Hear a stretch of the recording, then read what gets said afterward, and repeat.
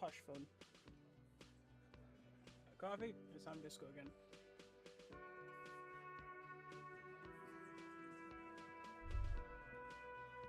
What did we last do? We talked to... Has he finished doing everything Titus? Yeah. That's not gonna work. I don't have enough confidence with my guy. Or power, or whatever he needs to be able to do it. Every day, fun music, beauty of the wall. Okay, you know what? Let's go talk to the Pines representative who's down by the harbor. Or even, what's his face? There's a guy at the docks. Talk to. Docks. We'll do that first. Actually, no. Drivers again. We'll check drivers. Stuck in the rain in a traffic jam, man. Huh? Oh. No, I ain't got any money. They don't want to pay for unfinished work. The bosses, man. His boss over, I think. Sounds like a good arrangement for them. Yeah, it sure ain't good for me. Or you. I'd spare a coin or two for a city cop down on his luck. If I had saved 4 myself. Oh, that's all. Go. Go. Huzzah!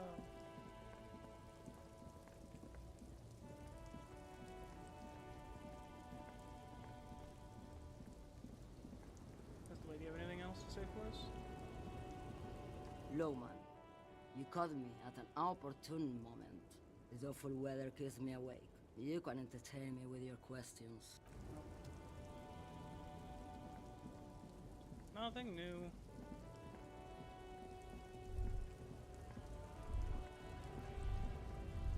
Say, what about you? Right to work! Right to work! Shame on you! Hey, tough guy, more Things questions. are busy enough. You're going to waste less of my time? We'll see. The hulking man oozes stark skepticism. Ah, crap, I can't, there's nothing more. Okay, we'll just leave them. Okay, well, I know at least I can ask him more later if I want to.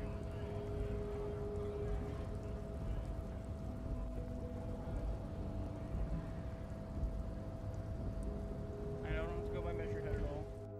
I wonder how he'll react if I come behind him.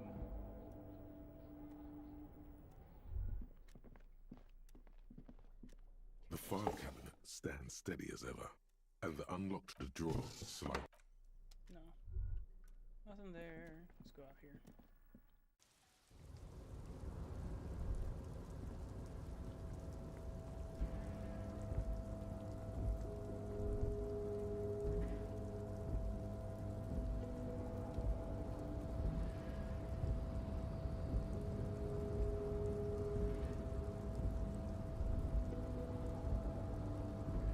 You're back before the cargo container.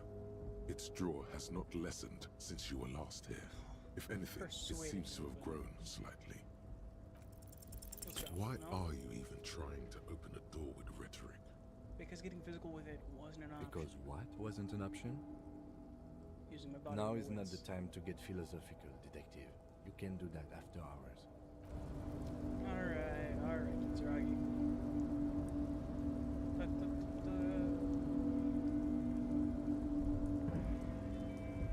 I mess with this now?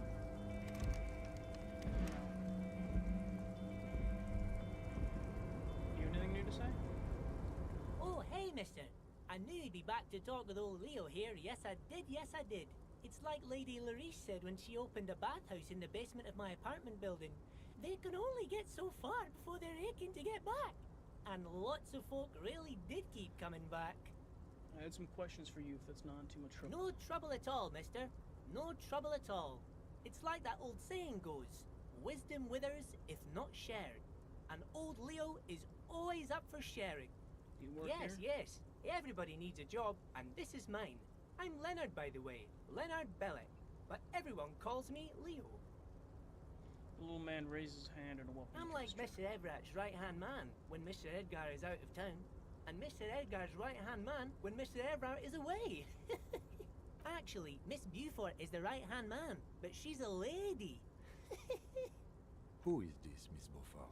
Interesting. A real pretty lady with a skin like those Douai Sucre candy bars my missus likes so much. Them are real nice to suckle on once the dinner is done and me and the missus sit down beside the radio.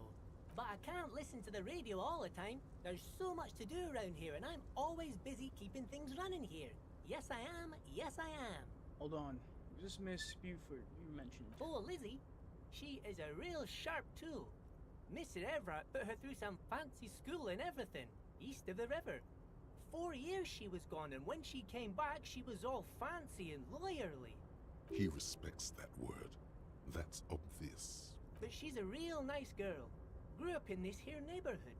Knows everybody and gets along with everyone. Real pillar of the community one day, I'm sure. If me missus and me was to have a child, I'd be real happy if she turned out like her. But she can't have kids. Oh. Dr. Lemaitre said so, and she knows about such things. Been a doctor for almost 50 years she has.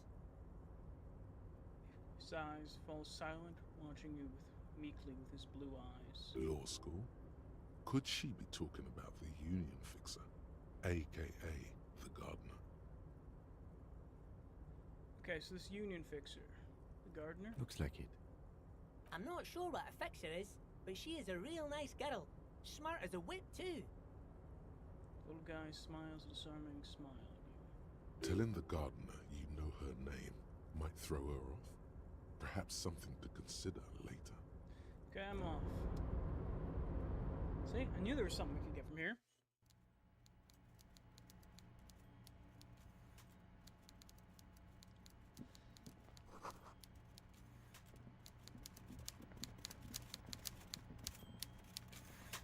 Before you is a walrus of a man seated behind a large desk. He looks up from his work, not the least bit surprised to see you. With great effort, he straightens himself up in his chair, yet says nothing. He simply stares at you. Are you in charge of the dock workers? Welcome, Mr. Dubois, Mr. Kitsuragi. It's good of you two to stop by. Please, have a seat.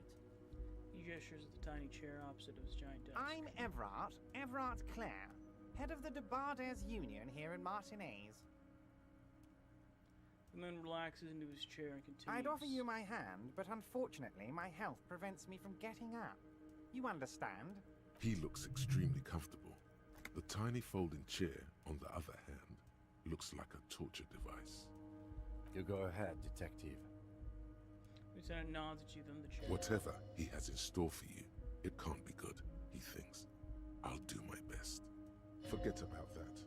What's with this Dubois stuff? You're getting some seriously bad vibes from that name. I'd rather stand. Please, Mr. Dubois, let us converse in a civilized manner, as equals. Take a seat. I insist. It's not equals. He's having me sit on the chair, which is a crappy chair compared to his giant, comfortable one, to show the disparity between us. I don't sit. It's kind of my thing. Very well, Mr. Dubois. I respect a man with strong convictions. As he nods, his multiple chins move like ocean waves. I, too, have convictions. One of which is that I will not engage with any man who won't face me at eye level. Should you find yourself more amenable in the future, Oh my I'd God. gladly resume our conversation. But until then, I'm afraid I must ask you to leave. You're no Titan affiliation, buddy. He's got you in a fork. Sit down or leave. Damn it! Excellent, Mr. Dubois. I can see that you're a reasonable man, and reasonable men can be of great use to one another. Man, serious. So tell me, how can the head of the Debarders Union help a representative of the Revachol Citizens Militia today? The chair you're sitting on has got to be the most uncomfortable chair in the world. It's violating your backside. Oh, by the way, I heard you got a rather rude reception from a certain Lawrence Gart. Some people have no manners, it pains me to say. This should take care of that nonsense. He points to a giant novelty check on his desk. It's absolutely comically huge. It should be sufficient to cover your expenses for a few days and patch over your differences with the cafeteria manager. Go ahead, take it. No, I will not. Hey, that's 25 real. That's good money. Think of all the stuff you could. You know Guard? Yes, I know Lawrence. He's a real character. No union man in him. A real piece of work, that boy is. With a grin, he points to the check again. It's like you're on a game show. At least don't thank him for it. Keep it. I'm good. Okay. I respect a man with principles. No handouts, then. He crosses his arms on his ample midsection and sinks further into his chair. Now, I'd like to set your mind at ease about one other matter. Your lost gun. Let me assure you, Union people are on it as we speak. I've got my best hounds looking for that lost gun. His slug-like lips move, but all you hear is an echo. Lost gun. The world is swallowed by a black hole of fear. Only 2 words escape its gravitational pull. Lost and gun. When he said, "Don't worry," he actually meant, be very worried. How do you know about it? I know everything, Harry. Right now, I know that you're worried. Don't be worried. Everything's going to be all right. It's not like you left it loaded. You didn't lose a loaded gun. Local children aren't out there playing with it right now, pointing it into their own mouths. Oh, Jesus. It's in a safe place. I just know it. I have a feeling everything's going to be all right. Kim. Officer, we will deal with this later. We don't need Mr. Clare's help with this. I wouldn't be so sure about that. Damn it, I still have to challenge. I'm gonna lose this.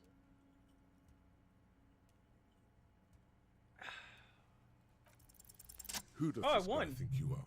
Ronnie the Rookie? You ain't worried about no lost gun, or unpaid bill, or forgotten name. You're the bad cop. You're probably more corrupt than him. Sink deep into the folding chair, smile, and cross your hands behind your back. The fat man does the same, sinking deeper into his chair than one would think is physically possible. He seems to be enjoying your little display. Good. Now lean in with some corruption. Listen, Everett, pal. We both know what makes the wheels of the world turn. That we do, Harry. Let them say what they will about you and me. We're both born fighters. Nice bit with the chair, by the way. Good way to keep your guests on edge. Why, thank you. It's always nice when a fellow professional appreciates your work. That's it. Now kick back and add a final flourish for dignity. This is a worm's lair. We both know why I'm here. To help you grow your hoard. I'm not saying I'm corrupt. I'm rational. Thanks to the hospitality. Feel free to visit me down at the station anytime. You strike me as a reasonable man, Harry. I like that in a lawman. Let's cut to the chase, shall we? What can Everett Clare do for you? I think we'd like to ask you a few questions. Don't you think so, Detective? The lieutenant looks quite fed up with the situation. Somehow you managed to get yourself out of this one. Now quick, keep the momentum up. Ask questions. Whatever you do, don't ask him about the gun first. You don't want him thinking you're scared. I want to talk about the hanging. Oh, of course. That's your main thing here. That's why you're in Martinez. I know everything that goes on around here, and I would love to discuss it with you.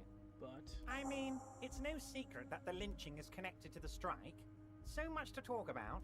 Honestly, it's been weighing on me so heavily. I understand you need to interview me, say nothing. but there's a thing that's been keeping me up at night. Talk. I want to talk about the hanging. I mean, if we could just calmly talk, exchange information, we could blow this thing wide open. Yes, that sounds good. Let's do that. But I can't think straight with this thing weighing on me. You're police officers, aren't you? I have a crazy idea. You guys are basically door-opening machines, incredibly talented at opening doors. I've opened a few doors in my life. And I'm sure you're going to open this one with flying colors, Harry. This really is very simple, and there's nothing shady about it.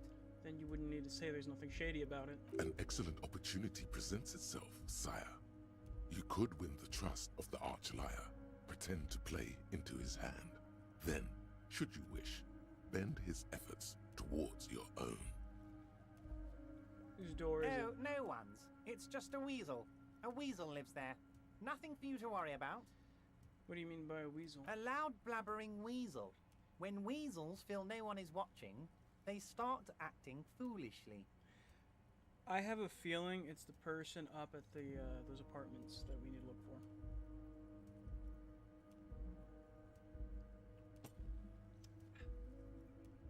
Just go there, unlock the door, and leave it open. It's been such a burden on me, Harry. I just want this to be over so I can discuss business with you. Why don't you open it yourself? Harry, I'm a very busy man, and more importantly, I don't have that extraordinary physique you do. You look like you could run around all day. You want to send someone a message that the police are working for you. I repeat, I'm a very, very busy man, Mr. Kitsuragi, and therefore I must occasionally enlist outside help. So what will it be, Harry? I bet you don't even know anything. Harry, my dear friend, I am what people call a local bigwig. I know everything that goes on in Martinez. Can't accept this. Of course, Harry, I understand.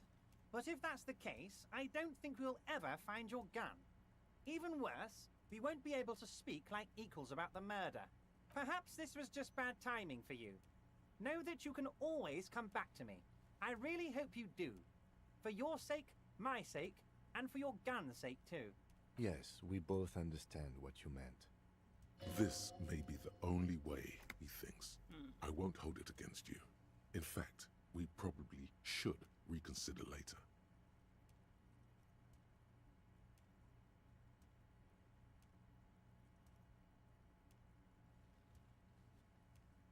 Aren't you gonna ask how I got in? Harry, honestly, I'm just relieved you didn't get a hernia. A man your age.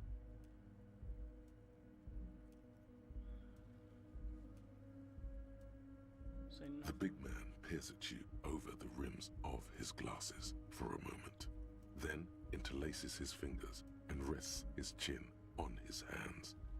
Anyway, I assure you, I am a very well-informed man. Information reaches me before I even get the chance to request it. What's the container outside your office? My dear Harry, there are literally millions of containers in this harbor. I couldn't possibly remember what's in all of them. There's something special about it. It was attached to the Kazalson crane. Harry, you smooth-talking son of a bitch. Time is a precious resource, and I don't have enough of it to count containers with you. Smooth talking. Maybe that's the way to go about opening the container. You should at least try convincing it. Did you help me get a dead body down You from might the have tree? noticed there's one hanging on a tree behind the hostel cafeteria. Oh my. Don't take this question personally, but why would I get involved in this matter? Mr. Clare, the man was hanged with a cargo belt, a steel-reinforced cargo belt. It's safe to assume the Union had something to do with the murder. Besides, getting the body down would benefit all of us. It's a stain on the neighborhood. You're a community leader. Help your community out. I can certainly see how having him up there might start affecting some real estate values. He licks his fat lips and smiles. But of course, all joking aside, I am going to help you. He picks up the handset of a radio phone to his right and clicks a button. Jean-Luc, my boy, I'm sending 2 police officers down. They have a dead body in a tree problem they need help with. Namely, they need it to be taken down. And, Jean, please take it easy with the race signs. He's had enough of that. He hangs up and turns back to you. Isn't Mesher? You can find Jean-Luc down at the gates, but you already knew that. Anyway, he's going to help you. Or is he the striking guy? I don't remember the names. Met Joyce, the company that's representative. very nice. I haven't gotten around to her yet. I'm very, very busy, you see. I hope you're getting along. One thing I want to make very clear, Harry, is that this is not some kind of union versus corporation situation. Everyone is just pals here. Just pals. We're all trying to do what's best for Martinez here.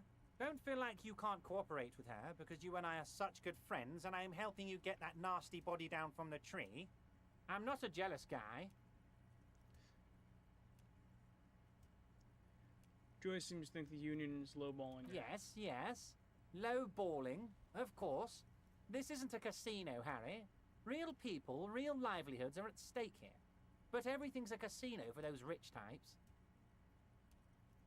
His expression makes it clear.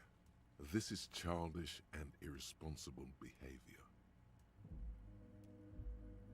What happened to the previous negotiator, Mr. Gaumont? What do you mean, Harry? Nothing. I let him go. You made concessions to the company in previous negotiations. Why would you let an ally like that go? He's an old man, Harry. I wanted him to spend more time with his family. God knows how long he's got left. Called him a midget. Harry! I have little people in my organization. I would never call someone a midget. What is this? Honestly, I'm beginning to think you're a midget, Harry. I'm only kidding, Harry. You're not a midget. No one is. We're pals. Joyce said the previous union leader vanished under suspicious circumstances. Vanished? Harry, the woman left her casserole in the oven and couldn't make it here in time for the voting. They set her house on fire. Oh, did I leave my casserole on? Better go home and check. The election can wait. When she got back, the whole thing was over. Wait, there was no mention of a casserole from Joyce. Funny, Joyce didn't mention a casserole. Harry. Do not fixate on this little matter. Maybe it was a rabbit stew, or a hairdryer, or an iron. The point is, her heart wasn't in it. Mine was. This particular brand of humor he has, it makes for a fine distraction. Why haven't you let her in to see you? If she actually wants to see me, she will find a way. Any good negotiator would. And I just don't have anything to discuss with a bad negotiator. It's a fortress. He knows she can't get in here. He doesn't want to see her. It's as simple as that. Okay, let's talk about something else. Of course, Harry. Let me just assure you one more time. It's perfectly okay to share anything we discuss here with this Joyce. This is a completely transparent organization. I have no interest in what she is doing, but I myself have nothing to hide. Your business is your business, and I respect your privacy. Just remember, none of this is secret. Tell her about all of it. My brother's picture, my singing swordfish clock. Tell her how overweight I am and how I'm helping you find your lost gun. Tell her about everything. Everard doesn't mind. It is rather interesting to tell people things about each other, isn't it? It was nice telling him about her right now. Until the union is involved in the local drug What? trade. Harry, how could you say that to me? You know I appreciate a joke as much as any Johnny Fat Guy, but I can't take slander. Are you actually investigating this? The reaction appears to be sincere, but it's impossible to tell with this guy, honestly. And You've hurt me, Harry. Me, a friend. But you know what? it's not his I place, huh? trust you, like I trust all my friends. And I know you'll never talk to me about this again, because you don't want to wound me. So do what you want, and let's change the subject. He's hiding his real reaction beneath courtesy. Thank you for your understanding. We will continue to do what we must. You too, Lieutenant. You know, I like you, but you never were my favorite. I'm a Harry guy. I'm Team Harry. None taken. Do we have anything else to do here, Harry? You called me Mr. Dubois. Why? Of course. Let us dispatch with the formalities. You call me Everard, I call you Harry. So it's really my name? My God, so it's true. I didn't want to believe it, but you are a fantastic science fiction amnesiac cop, aren't you? What are the odds of that? I think the odds of that are very low. It might be a good idea to hide your confusion. I mean, see what his game is first. My memory's fine. I'm just testing you. So good to hear that, Harry. Apparently my sources were wrong. However, if you did have a spot of memory trouble, I could help you out with my big fat folder. Be right back.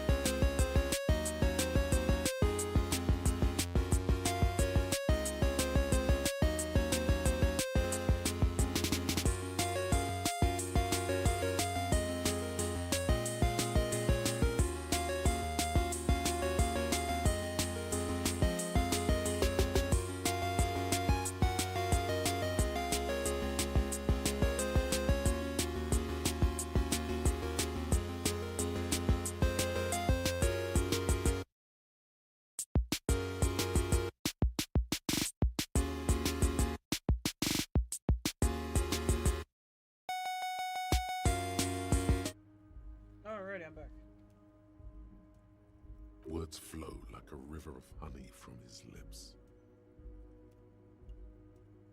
I guess word has already reached him. No matter. No harm done. About what? I forgot what we were even talking about. Oh, the amnesiac cop. Are you trying to tell me you've gotten hold of some of our documents? Lieutenant inspects Everett over his own spectacles. Mr. Kitsuragi, would you mind? Me and Harry are talking about his lost identity right now. Okay, I don't like him. He's just completely ignoring Kitsuragi. Because he knows he has no power over him. Don't just jump to the folder. That's not smart. Shows you're on the edge. Do some probing first. We will.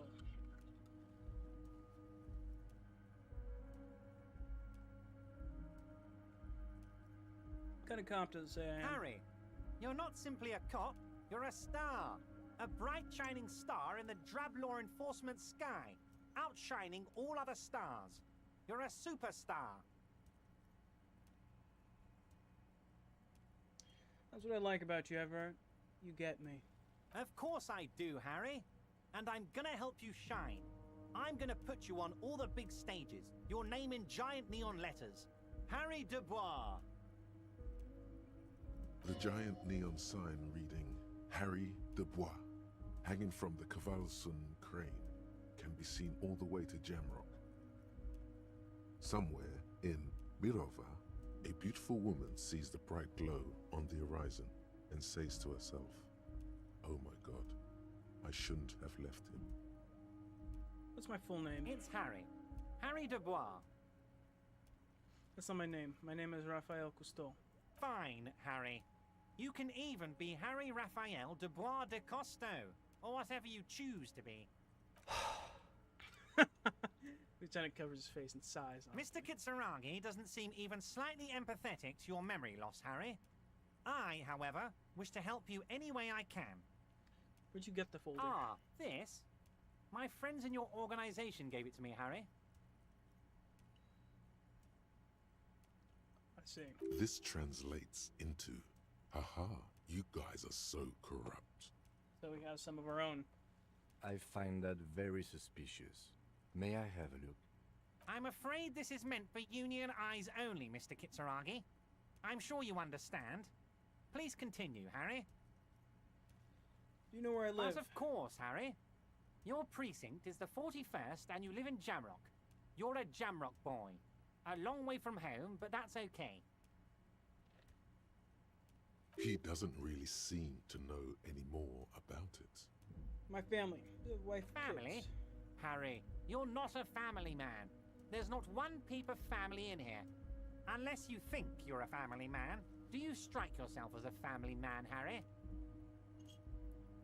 You're right. I don't. That's why I like you, Harry.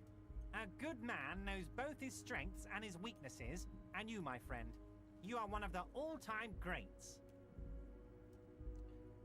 I want to look at that folder. As you look at the folder, Everard covers it with his hand and pets it. He's hiding it from you because it's not a real RCM folder. It's just another one of those brown folders you saw in the file cabinet. That's not an RCM folder. Okay, Harry, you got me. This is from the Census Bureau, not the RCM. Those Census Bureau people are absolutely corrupt. You should do something about them. He got the name from the Census Bureau, and everything else from your actions here in Martinez. Yes, Mr. Kitsuragi from the Census Bureau. Like I said, now I'm actually a very busy man. So is there anything else I can do for you, Harry? That means he doesn't really know anything about you. A pity. The mystery of you will have to remain a mystery for the time being. So the Census Bureau says my name's Harry Dubois. Yes, that's what I said. Try to keep up, okay? Let's move on. Everett, I'm gonna leave now, but we might talk again later. Wait. You need this to get in and out through the gate.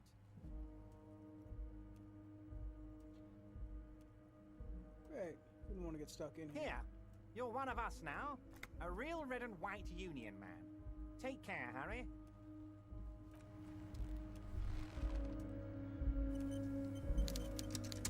Nothing about this little no info.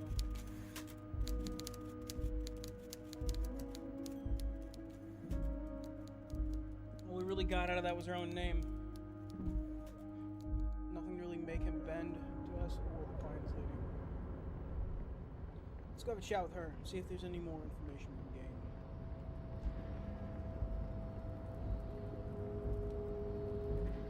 Well, I guess we're able to get the guy down the tree now, though.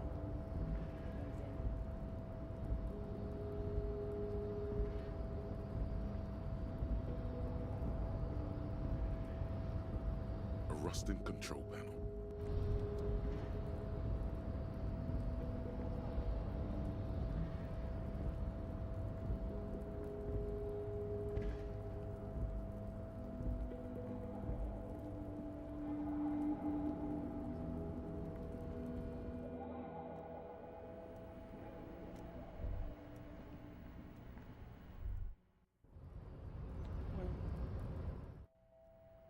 Isn't the keycard for use on the phone? Something like that? The already familiar cold touch No. of plastic welcomes you as you pick up the handset.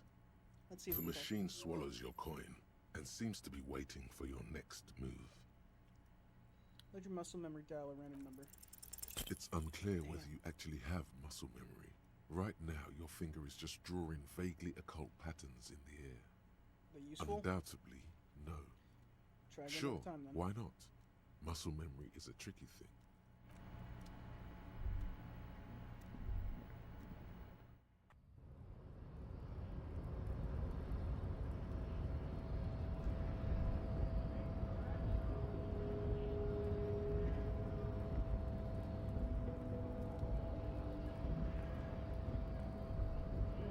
Let's go. This is your Right to work! scab leader.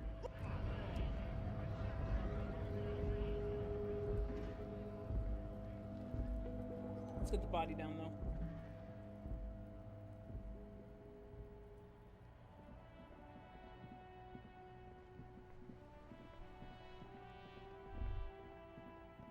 This is where they said we're meeting, right? No, damn it. Where am I supposed to find him? Oh no, it was Jean-Luc is Measurehead. God damn it. Okay.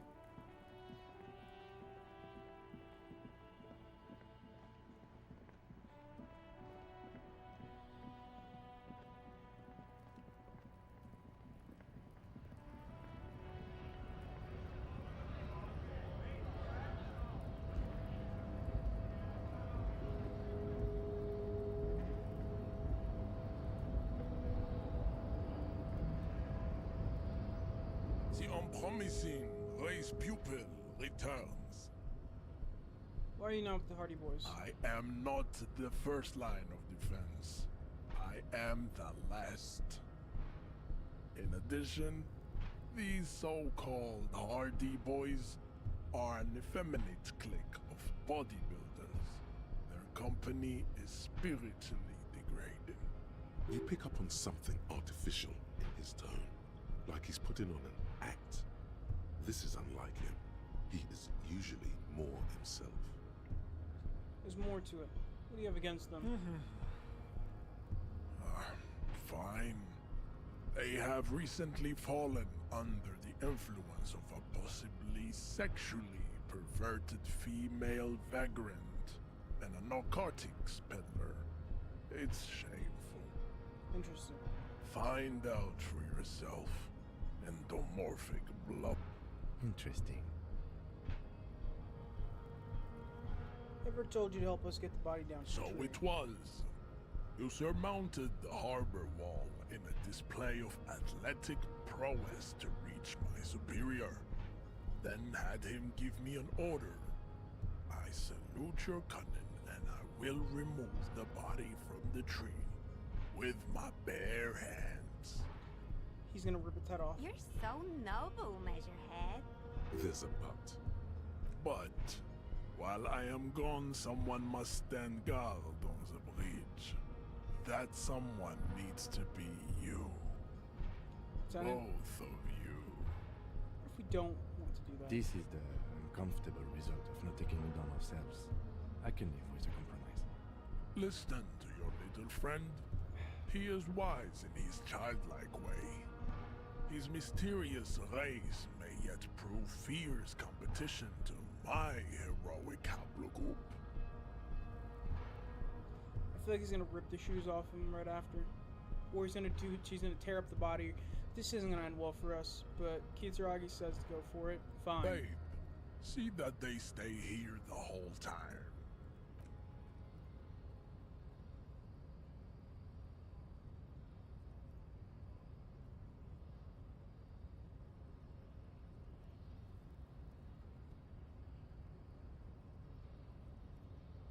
The woman's gaze follows Measurehead as he leaves.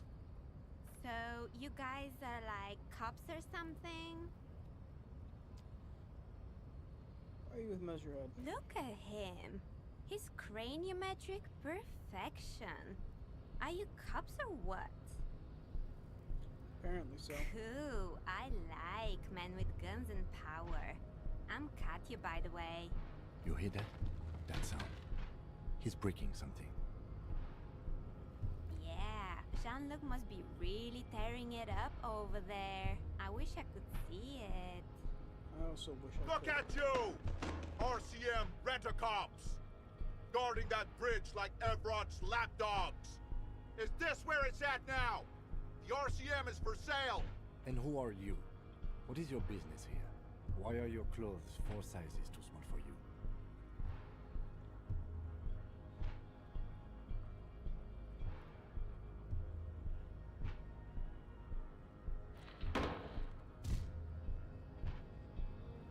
A shrill laughter interrupts you, echoing across Martinez.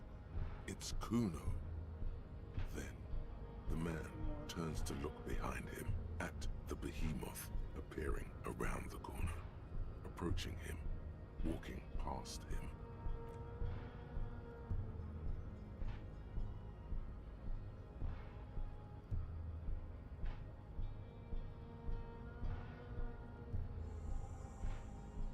The corpse has been removed from the tree. Stand down and congratulate yourself. You have sided with Ray's victory today. Wood flakes. So he just ripped down the whole thing rather than severing its neck. Thanks for your cooperation. Farewell, Hamson Witch. You are a Union man from now on.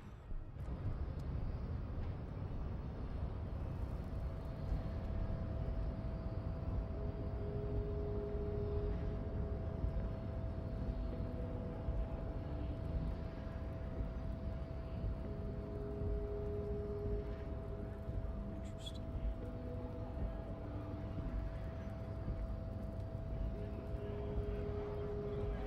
Okay, so if we're lucky, the body's still... It's probably been smashed to bits. He probably did this just to fuck with us.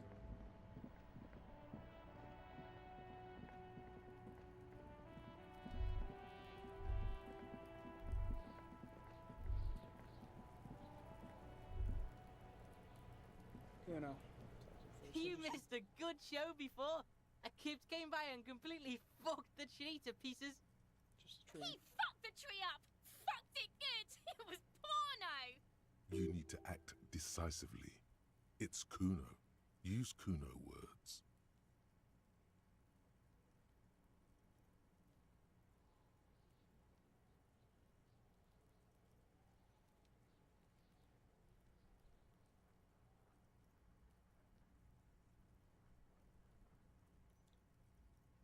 I don't know what that means. This is all super research. Should have been here to see Shoot that shit at Kuno, Pigonaut! No, it's just the same. Kuno doesn't... The corpse lies on the ground among the remains of an absolutely demolished pinewood branch. It's gently laid on one side.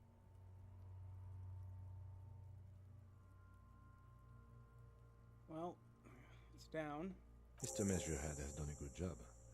Nothing is too broken or compromised. The victim is ready for a field autopsy. Field Yes. autopsy? 1. Investigation of the scene. 2. Initial examination of the victim. 3. Field autopsy. 4. Transportation of the body to the morgue. We are on number 3. The RCM's 4-phase murder scene processing manual. The fuck are they on about? Cop's gonna cut his shit up. Don't we have someone else to cut his shit open? It's not about cutting. And no, you and I are detectives. The honorary rank of detective signifies our ability to handle the entire incident chain, from autopsy to cleanup to social work. Honorary An honor rank? and a burden attached to your rank once you've proven yourself able. Usually after 5 to 8 years of field work. Mine is Lieutenant Detective. I feel like a You are. detective. Your station would not have assigned you on this case if you weren't. Now, The lieutenant adjusts his glasses and takes a deep breath. First, what exactly is a field autopsy? come on, officer. You know what a field autopsy is. You've done 100 of them. What you do know always is, forgets. at 18.9 kilometers, the dormant shield volcano, Corpus Muindi, is the world's What? highest summit, and the failure of the 38 single, Epui Descent, to crack the top 20 was the death knell of disco. But what a field autopsy is, you have no idea. Do you know the pair of gloves? Unfortunately, no. I have gardening gloves. Maybe they're enough. They are better than nothing. Tell you what, I perform the anatomical side of things while you will take notes. They'll just fill us in, right? Show them the red field autopsy form of your literature. That's right. Yeah, we got this. We're smart. Open the ledger at the first autopsy. The form. dead man stares in Field silence autopsy form. as you crack open the ledger. The bright red paper is covered in boxes and lists, describing the condition of his skin and organs in 3 parts. Above those, an 11-field info form needs filling out first. It begins with, Begin 1. That's assistant. you.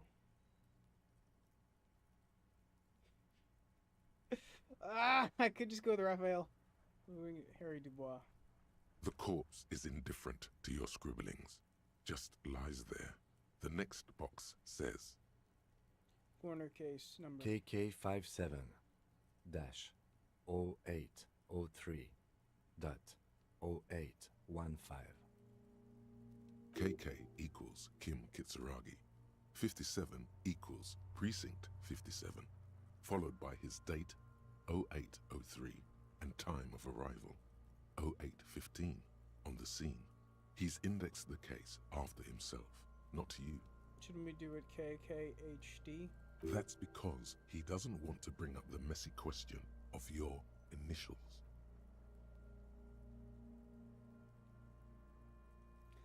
Shouldn't we file the coroner's case under me? Technically, I arrived in the scene before you did. And what would that make the alphanumeric?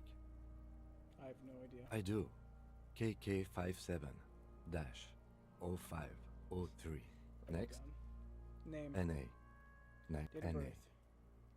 Age. Roughly 50. Dry 40. The damage is so extensive, it's better to err on the young side. Right, run 42. He nods. Race. Mondial. Fair to olive-skinned, from the Isola of Muindi. This is as vague as it gets. You might as well say whitish. The pudgy mess of curdled meat looks neither mondial nor anything other. Sex. Fucky, fucky! The little monster exclaims energetically. Male. Pigs can have sex! Male. Nor does he look male, with his pregnant belly and indistinguishable face. Date of death. We're still going with March 4th. 51. What else? 9. Body identified by is non-applicable. 10. Case number is the same as the coroner's case. KK 57 0503 0815 listens motionless, with the cargo belt still around his neck. Only one box remains. 11. Evidence of treatment. None. At least not after the initial examination. Commander, you've got a new message at your private. I'm not so sure. Didn't the footprints look like he was carried over? They'd have to have incapacitated and carried him over. This man was more than a match for untrained dogwalkers. He placed his hand on the dead man's chest, as if in preparation. We should start the post-mortem. The corpse cannot feel Kim's hand on his chest. It no longer meaningfully interacts with its surroundings. A thicket of boxes and lists on red copier paper tries to answer why. External examination. Clothes. The deceased wears armored boots and white briefs. The make of the briefs is Babrodin, I think. Let's see. He turns the body onto its side to check the underwear label. See, it's happening. Babrodin, yes. Inexpensive. Size M. Color white. The disappointment is palpable. The red-haired thing was expecting something more lurid. The rest of the clothes have been removed post-mortem by scavengers in order to get to the victim's ceramic armor. Officers are in search of the missing pieces. Removal of the boots is left for processing. It would be clever of you to omit the boots altogether, sire. If you are to keep them for yourself, as you ought to, you have deserved them more than anyone else. When am I going to... Patience. After the autopsy, before the body is taken away, there will be a window of opportunity. After the lieutenant has gone to sleep. I hope this has helped you, my liege. Omit the boots. The boot has a serial number. It's E50.100.100. The lines between the plates are in the shape of the alphanumerical. The number is purposefully concealed by the design. Tattoos. He stands up, feet planted on either side of the body. The upper torso is covered in a single, continuous tattoo, resembling a map of the night sky. It reaches from the right shoulder to the heart. The ink is blue and white. The assistant has a color photograph of the markings, to be added to the case files as document A1. The photo is taken on the scene, using a Trigat Mini. The deceased has a belt for airlifting cargo around his neck, tied with a hangman's knot. Color yellow. Length 3 meters. There is a buckle on the other end. Well-nourished, athletically built, measuring 1.8 meters. Generally consistent with age 42. Preservation is good. Ambient temperature below freezing. Body hair is light brown. Distribution is consistent with age. The deceased had male pattern baldness. Hair is combed back, short. Touch the corpse's hair before moving on. His hair feels wet, soaked with rain, cold to touch. Not that different from a living person after a swim. Stroke his hair, gently. The stench is suffocating. Strands of dark brown hair start sticking to your hand, like thread off a rag doll's head. Oh, Jesus, write it down. Lividity is consistent with hanging, albeit faint, as noted. The head is congested. Contusions are present on the head, chest, and thighs, consistent with stones thrown post-mortem. Low velocity. Fucking low velocity? You think Kuno doesn't know what you're talking about? Velocity was fucking max. Talking shit about Kuno's velocity. In addition, there are bite marks on the face, scalp, and chest, consistent with predation. Write it down. Ligature mark. The lieutenant produces a small folding knife, with the other hand pulling on the belt. He starts cutting into the polyester. The stench is horrid. After a while, it's obvious the material cannot be cut. The steel wiring. There's too much of it. We need to remove the belt so we can get to the ligature mark. You got just the right tool for that. The chain cutters. Oh yeah, I'm prepared.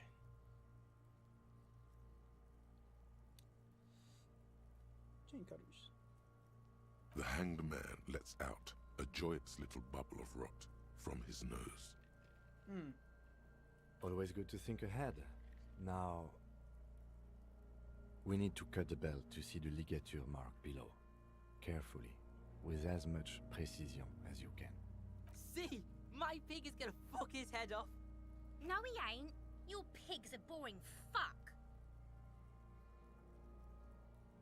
Oh, I can't do it. The belt is equally tight around the whole circumference of his neck, swelling over the edges like white bread rising from the yeast. I can't do this. My physicality's too low. It is physical instrument, right? Yeah. Okay. Let's level that up real quick. Oh, it doesn't help. That doesn't help. After Hey, some we got it though. deliberation, you sink the cutters into the knot tying the belt together. You squeeze the rubber handles together, sweat forming on your brow. Press down. Snap. The knot is slashed. Another cut and the belt falls apart like a flower bouquet, revealing the dead man's neck and the dark red ligature mark around it. The rope rises to a point, leaving a gap in the ligature mark. The suspension point is in the back of the neck. I got fucking lucky. Hemorrhaging is observed on the skin, above and below the ligature mark. The mark is well pronounced, consistent with a drop from 1 or 1.5 meters. Write it down. Chest is intact, normal contour. Abdomen is protuberant, pelvis intact, genitalia. Pulls down the man's pants. No! Let's get out and see! I fucking knew it! I hate these kids so much. Genitalia is male and unremarkable. No evidence of injury. Inspect the The genitals. dead man's penis is average sized, congested from the downward collection of blood. The testicles are uneven in length, hanging underneath. The genitalia is greenish. Marbling is present around the crotch. It's greenish and there's marbling. Jesus Christ. Back is symmetrical and intact. Upper and lower extremities are intact, but asymmetrical. There are combat injuries on the right hand, thigh, and hip. In addition, I see smaller, residual scars, too numerous to count, covering about 30% of his skin. 30%?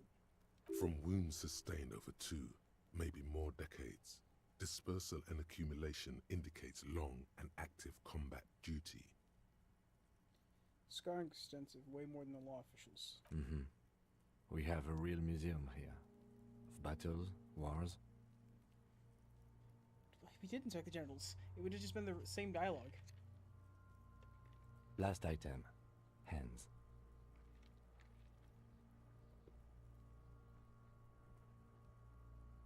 He inspects the man's right hand, inspects it, then moves on to the other. With the hand. The hand is surprisingly heavy to lift, filled with decay liquids. Feels as though it could explode if squeezed harder. You're suddenly repulsed, so much so you feel compelled to drop it. Hands are clean. No sign of injury from struggling. Were you expecting any? I was. Maybe I'm just not seeing them. Honestly, the stench is making it hard for me to think at the moment. He had to have been knocked out while they hung him then, if there's no sign of struggling. Ooh. That's all for the external. Well done. What next? Internal examination. Central nervous system. I have nothing. Do you have anything on this man's central nervous system? Of course, there is a moral to be drawn from it. A moral to this story. If I may add the moral of this story. What would that be? The dead man looks, too, with barely contained excitement to hear the moral of his story. The brain is very vulnerable to compromise in its blood supply. I think that may well be the moral of every story, officer. Kim, trust me? An achievement to really get you to trust. Really? Alright. Good. Musculoskeletal. Purge fluid is coming from the mouth. Not injury related. Eyes and tongue protuberant. Hyoid bone. Let's see. With his eyes almost closed, the lieutenant puts his hand on the dead man's throat and begins to massage it, gently. A rotting smell erupts from the mouth. Purge fluid runs down his lips, black and viscous. Yeah, jack that fucker off! Jesus! The hyoid bone is fractured. The rest of the musculoskeletal system is intact. Unremarkable. Respiratory system. Back hunched as if in prayer, he begins to pry open the dead man's jaws. He stops to exert more force. Both hands are... Oh, Oral Christ. cavity shows no lesions. The victim has received dental implants, possibly after a combat wound. Mouth swollen. Hemorrhaging present in mucosa of the lips and mouth. Look inside the dead man's mouth. No scream, no sigh of relief rises from the darkness inside. It's humid there. Sickly sweet air, unlike anything living. You feel like you're about to throw up again, straight in that mouth of his. Look deeper. It's hard. Once more, you taste stomach acid in the back of your throat. A contraction. Your throat pumps a little something from your stomach and into your mouth. You're forced to swallow, just to keep looking. Inside, you see darkness. Just a mess of meat and darkness. Deep silence as always. Hemorrhaging present in mucus. Lieutenant repeats impatiently and lets go of the jaws. Mouth snaps shut before you. Hepatobiliary. NA. Why don't we have anything? Are you a hepatobiliary expert? He looks at the corpse's stomach with a mixture of tiredness and disgust. Hepato means liver, and biliary, the gallbladder and bile ducts. Am I an expert in those things? Nothing in your alcohol-soaked memory directs to having forensic expertise on either one. I don't think Neither so. am I. And That's it. Same for toxicology and serology. NA. Both? Unless you have untapped reservoirs of knowledge there? Reservoirs? No, but do they take obscure trivia and odd tidbits? what obscure tidbits and odd trivia for the field? No.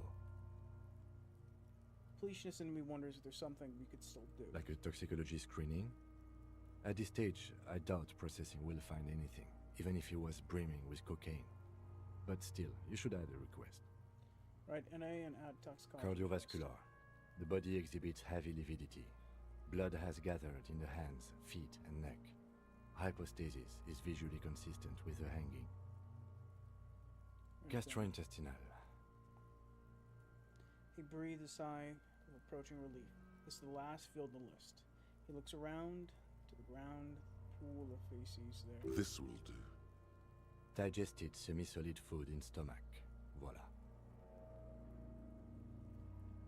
He touches the corpse's bloated lower abdomen, briefly. Right down What's to next on the floor. list? Description of injuries, summary. Let's see. We have bite marks, contusions on the head and chest, and a ligature mark encircling the neck. You'll need 3 fields. Leave a 4th one too. Be thorough if you want maximum results. Bite marks. Head, chest, and scalp bite mark injuries. Predation by birds has caused damage to the body. Odontologist does not need to be consulted.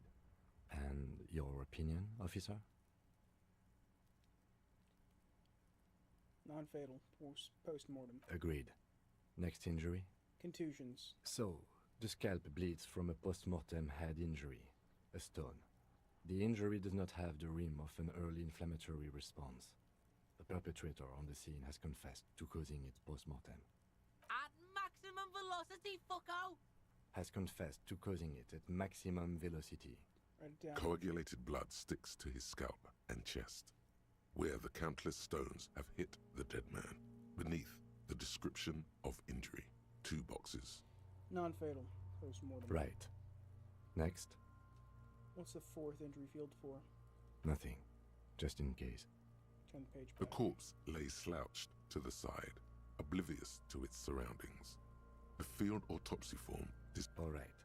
Bite. be thorough if you want maximum results. Ligature mark. A dark red abraded ligature mark encircling the neck, with a gap on the nape measuring, let's say, 7 centimeters. The hyoid bone is fractured, the cervical column intact. I see hemorrhaging on the skin, above and below the ligature mark. Depth of the mark, 1 centimeter. No signs of clawing on the neck. When they knocked him out, they'd had to have already killed him. 'Cause even if you're unconscious, surely part of you will... Below the note, 2 customary boxes wait to be ticked. The man's head jerks to the side. The ring around his neck is visible. Think for a moment. There's time. Don't rush.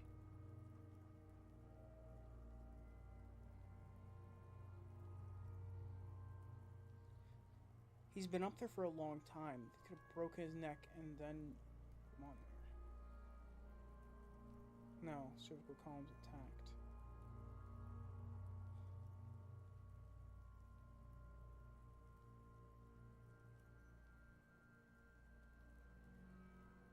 opinion, fatal injury. That's it. We have established cause of death. It's not much, and it leaves much to be questioned. But it's a start. Let's wrap this up. I pronounce this field autopsy over. How did it go? Well, we established probable cause of death. Some would say that's the goal of an autopsy. There's more We to also this. requested a toxicological screening.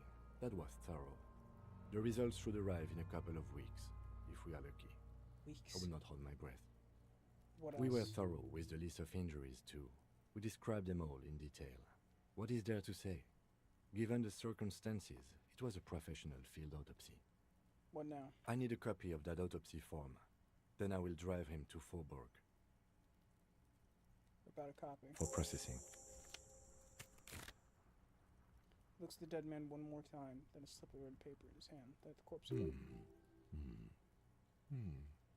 I'm sure we didn't get everything. There's always something.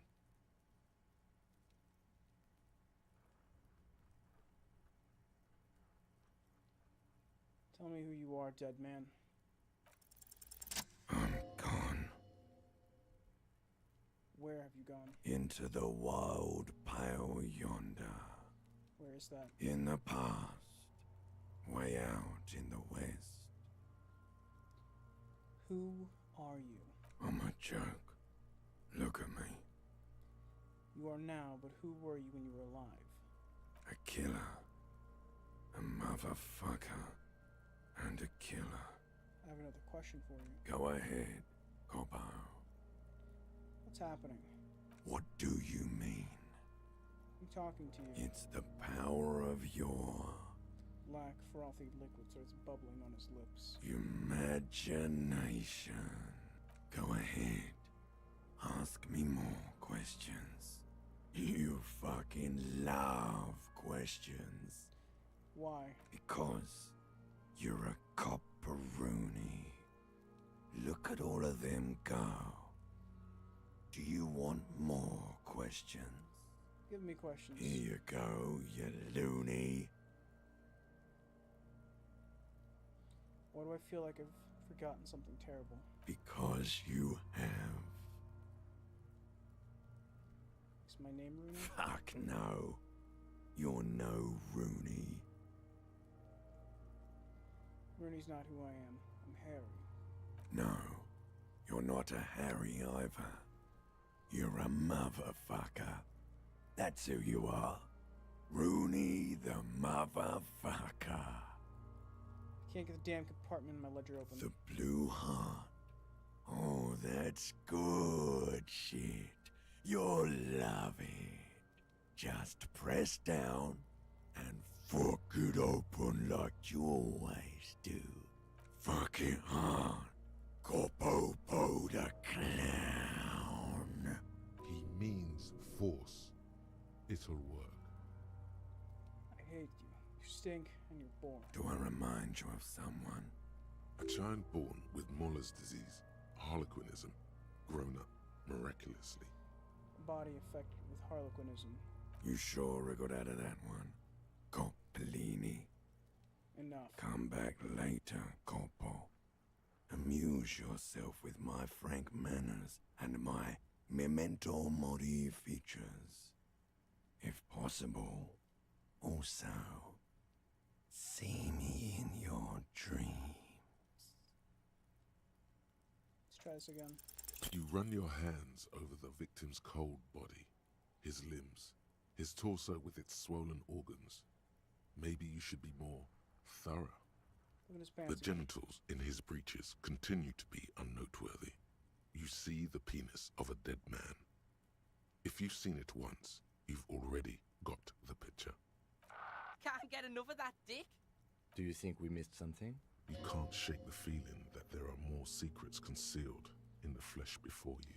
I've got a gut feeling there's more to this corpse. Okay, well, we are in livor mortis here. He is disintegrating. We need to refrigerate the body if we want to conduct another examination, and we need to do it fast. The ice bear fridge. Okay, where do we find another Hey, fridge? wasn't there a giant ice bear sarcophagus below that building?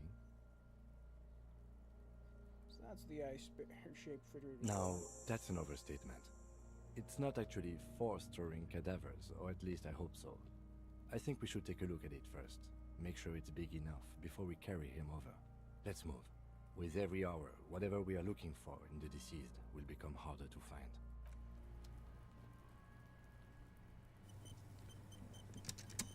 We're actually beginning to make progress. Let's go!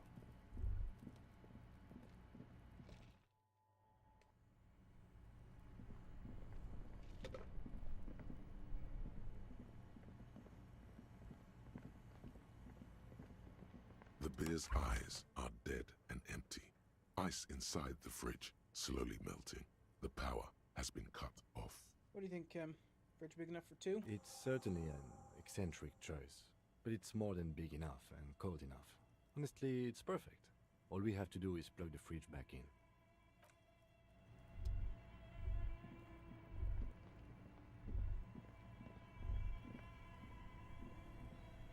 This orange machine is you slip your fingers under if you want to try again. Equip the pry bar by going to the Tools tab in your inventory. This orange machine is dead still. It has a hand. Both cables are unplugged from the breaker box. Wait, which one's the bear?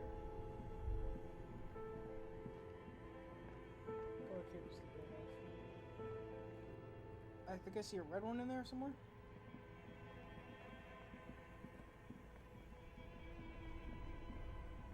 Both cables are on. A giant electric mammal awakens. Great. The owners of this building will just have to keep paying for the electricity sucked up by this monstrosity a little longer. Let's return to the fridge.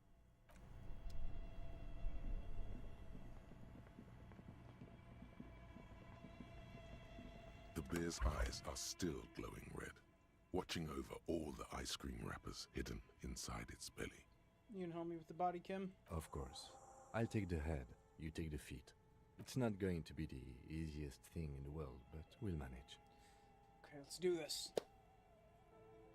The body is heavier than you expected and stinky. It takes half an hour to get it down to the bed, then 10 more minutes to stuff it into the fridge. The lieutenant takes a step back to admire your handiwork. Beautiful. A dead body in a nice bare fridge. This is some of the best police work I've ever done. You have created an ice bear sarcophagus. Behold, we have created an ice bear sarcophagus. Talk of the ice bear sarcophagus must not leave this room. I think it's a glorious achievement and people need to hear about it. This isn't police work, Kim. It's art. We're artists, and this was our vision. If I were an artist, this would certainly not be my vision. I would be much, much more conservative in my work. He's right. His work would be much more formal. At least we've stopped the body from decomposing further. Now you can conduct another inspection under controlled circumstances. Inside the icy realm of the ice bear fridge, the corpse stands slumped, waiting. I thought we decided to leave it to processing. Let's not turn this into some kind of circus. Okay, so you can sneak out of your room maybe, after he's gone to sleep. Tell me something. Shoot, Looney Rooney. How do you like in the I like it a lot, brother. This really is your finest hour. You're a genius. A regular Corporal Angelo. No. Come back later, Corporal. Amuse yourself with my frank manners and my memento mori features. If possible, also, see me in your dreams. Oh, Jesus. Okay. Screw it. We just started. Damn. You touch the dead man's body. His skin is cold, light blue and silvery in the light of the fridge. You still have no idea where to begin, or what to even do with him. It'll come to you sooner or later. At least he's safe here until then. Damn it.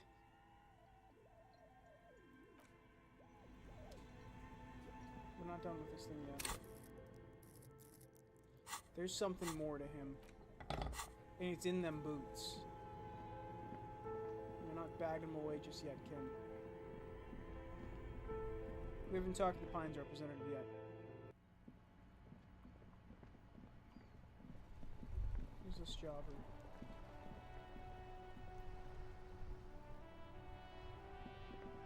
Who are you? You're new. A good one? Yes? Hello? She nods, her attention fully focused on reading. Who are you? Me? No one. I'm just a working class woman. She doesn't really want to be disturbed that much. If she's such a working class woman, why isn't she working? Shouldn't a working class woman be working? Not all the time. Right now I'm browsing books. Even a working class woman needs something to read. Good. Good. It is. I'm a I policeman. know you are. You need any What help? with? What with? A lot of things. For example, people tend to go missing. Maybe your husband's My missing. husband?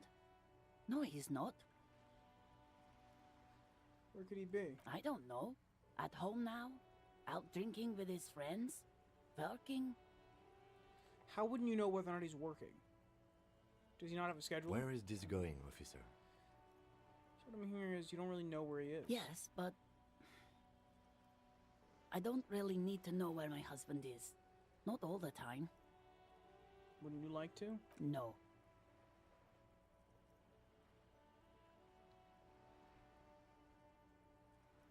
Alright, nervous. Why are you nervous? I can help you Why find him. are we still talking about this? I haven't lost my husband. It's got to be something else then. Why else would you be asking her if it wasn't? After Brad Her quits. hands move over the book covers. The tips of her fingers look rough, stained with yellow. It seems like she has spent a lot of time at work, smoking. Maybe your children. No, absolutely not. It was quick. Where are they? Are you a policeman or a nanny? Nanny. They are where not missing, sir. You know where they are. They're at home, smoking, giving the ladder of vices a chance. No, they're at a disco, getting down. Stupid disco dancing teenagers. At home, right? Smoking What? cigarettes? That's just... My daughters are perfectly fine.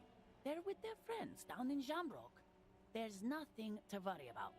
They're almost grown up now anyway. They're past the age they need me protecting them from everything now. How old are they? My youngest girl, Jolie, is just shy of 16. Jenny, she is turning 18 next month. But we shouldn't even be talking about them. Can you describe their appearance? Any features that stand out? Make identifying a little easier. Why do you need to know this? Haven't I repeatedly told you that they're not missing? That they're in Jamrock, safe and well, at some stupid party? It's through the investigation. Trying to be professional. There is no investigation here. I can tell you that. Okay, it must be asked then. What are you doing here? Why are you pursuing this? Is it a hunch? Yes. Yes, it is. At this point now I am curious. She doesn't know if her husband is out with his friends, if he's working. How would you not know what his schedule is for when he's working? If you're why aren't you still working? You weren't here yesterday at the same time. I don't mean to disrespect, sir, but you are being a bit of a cockatoo here. For what it's worth, I agree. But cockatoos can't be stopped when they get ladies. It's better Ma'am, to indulge him at this point. Ma'am, I was asking about your cockatoo. You're I missing- don't even have a cockatoo. And guess what? It's a trap. Never ever say what. What? Even if I had, it wouldn't be missing. Alright, cockatoo not missing. Just wanted to make sure. Great. One more question. What do you mean by me being a cockatoo? Nothing. Go read up on them if you're so interested. There's a great book in the bookstore. Maybe you should. What if the cockatoo is your astral captain? Or your heraldic bird? Actually, that's exactly what I'm gonna do. Thanks for the tip. Wonderful. Okay, task. The store is open. I'll leave The you for woman time. before you nods and returns to her reading. It's freaking stupid. Hello again, sir. Who is that? Oh, that's Auntie Billy. She's nice if a bit distressed. Why is she I distressed? think she is a bad husband. Not very nice or helpful. Let's see. Okay, now we immediately go back. Damn it! The woman Nothing new. before you nods. We gotta come back this way near, so that's when we'll talk to the bookstore lady.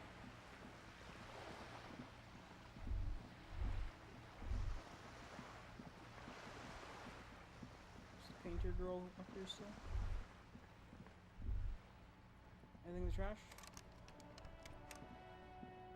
Hello again, officers. Have you come to admire my mural?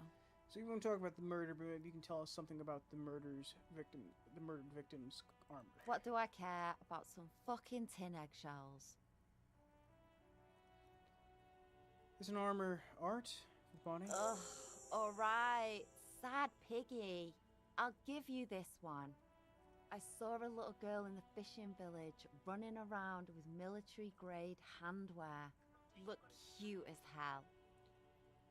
Fishing village? If you haven't been there, the village is a shithole down the coast from the main plaza. Have a good time! The little girl wearing the gloves No, there? no. That's all the snitching Cindy the Skull does for today. Actually, I don't even know why I told you what I just told you. I have a weakness for animals. It's the animal thing again. Damn it. What? Or a weakness for police officers, miss. Thank you either way. Catch you later, Cindy.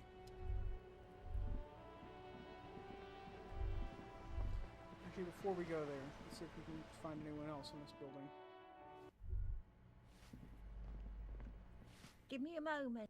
Nothing for the cleaning lady.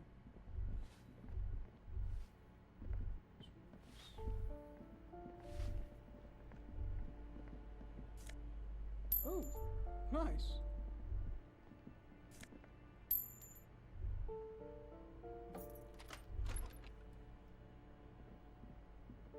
A plaster cast bust depicts a middle-aged man with impressive sideburns. The name on the plinth reads Kraz Mazov. Razmazov was a mass murderer. Nothing cool about keeping busts. He was definitely controversial. The tenant here seems to like him. He leans closer to inspect the photos of revolutionaries on the wall. There aren't many communists around. Not after the revolution. Some youth still keep the ideology going, it seems. Whoever lives here needs to learn how the economy actually works. I suspect that's exactly what they are trying to do. He leans closer to inspect the economic books on the table. There aren't many communists around. Not after... Anything new in this room? Take a second look at nothing.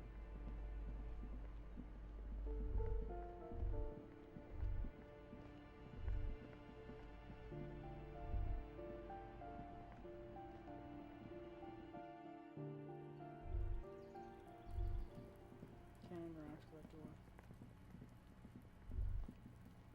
This door is made of no one answers. We should return in the evening. At 9 p.m. the earliest.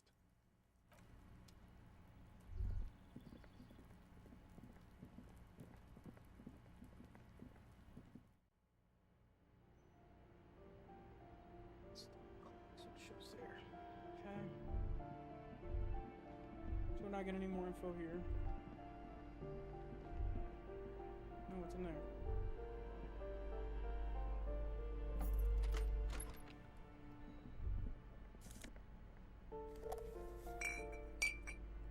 Commodore Red.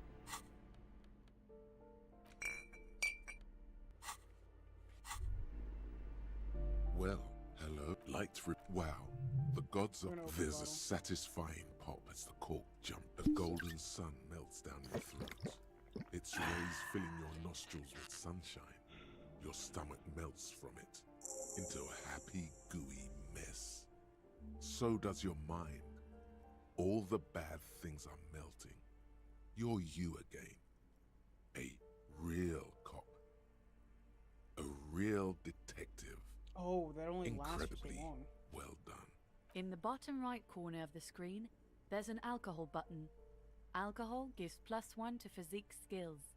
Physical instrument, half light, electrochemistry, endurance, pain threshold, and shivers. This is good before rolling a white check, but damages your morale. And remember, From the void we came, and to the void we must return.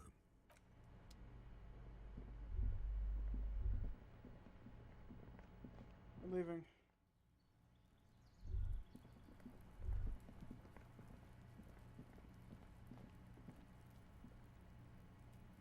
Trying to sneak up on me again? Trying to snuff me out? Get away, pig! I should have just shot her.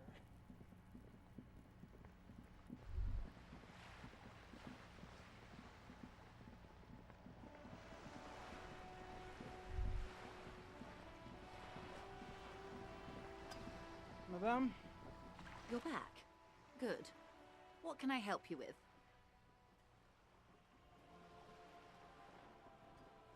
Do you know anything about these tattoos? That's the man who was killed. She I'm takes the afraid this is a discussion for once we've cleared the lynching question.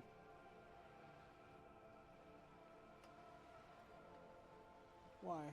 I was looking at the photo tied to the lynching. Better not tie the forced day to the Bat's day on this. I hope there is something else I can help you with. Spoke to with the lorryman at the roundabout. On the contrary, officer. There are yet camionneurs you have not talked to. And don't look so surprised. In a time like this, it would be strange if Wild Pines didn't have eyes on the harbor. They must have someone in an overlook position, near the gates. I suggest you go back and canvass for more suspects. You seem smart. I need someone to give me the lowdown on this reality. This reality? Yes, reality is your side case. An experimental side case. I'm conducting a personal investigation into the world I find myself in. How truly curious. A sort of philosopher detective. My theory is that this inquiry into the nature of reality will ultimately converge with our murder investigation. They are really one and the same. Are they now? Lieutenant Cox, one eyebrow. A deep synthesis. I'll assist you however I can then. Go ahead. Ask. All right, we're in. I know these all look good, but begin with the first, okay?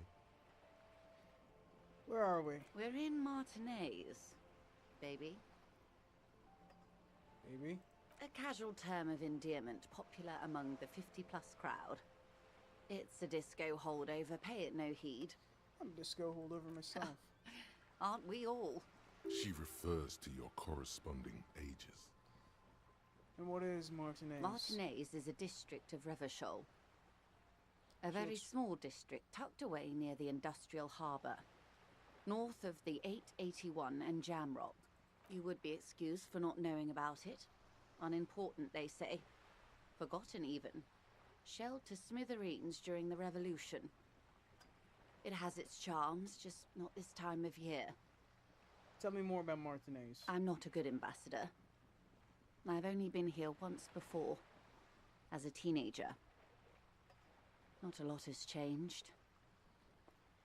There are ruins, a terminal, fishing boats, reeds, boys with boxy shoulders. This place used to be a province, a workers' resort before the city swallowed it and the artillery did its work. The reeds are the real star of the show here now.